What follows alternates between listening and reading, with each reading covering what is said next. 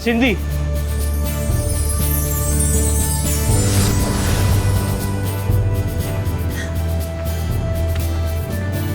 Uy, late ka ah. Sorry, late natapos yung practice namin. Magbabayad na lang ako ng overtime. Oh, hindi na. Medyo malaki naman yung binayad ng mama mo sa akin.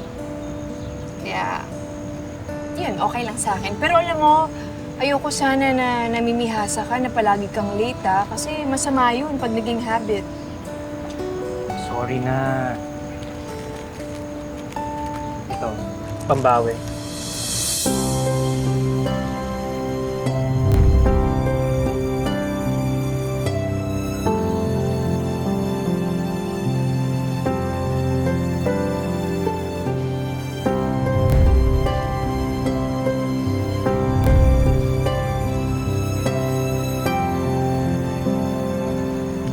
Naku, sana di ka na nag-abala.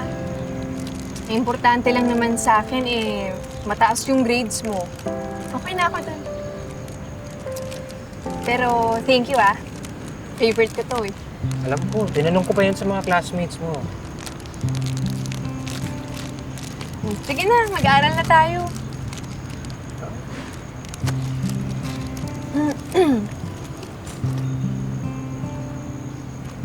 Nagsimula yung pagtaas ng presyo ng langis dahil sa law of supply and demand.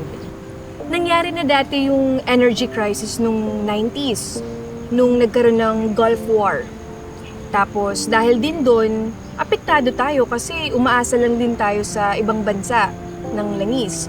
At dahil din doon, dahil nga mataas yung demand, konti lang yung supply, nagmahal na talaga yung presyo ng langis. Sumunod naman dun yung presyo ng pamasahe natin, pagkain, lahat ng mga bilihin nagmahal na. Alam mo, ang problema nga lang yung sweldo natin hindi naman nagtataas, pero lahat nagmamahal. Pati ako nagmamahal na. Mahal na yata kita, Cindy.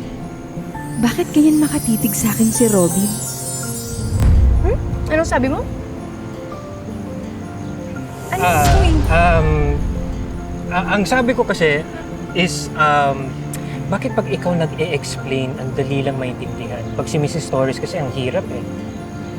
Puro ka kasi cellphone. Nakikita kaya kita, di ka nakikinig. Pag ikaw nagtuturo, nakafocus ako sa'yo.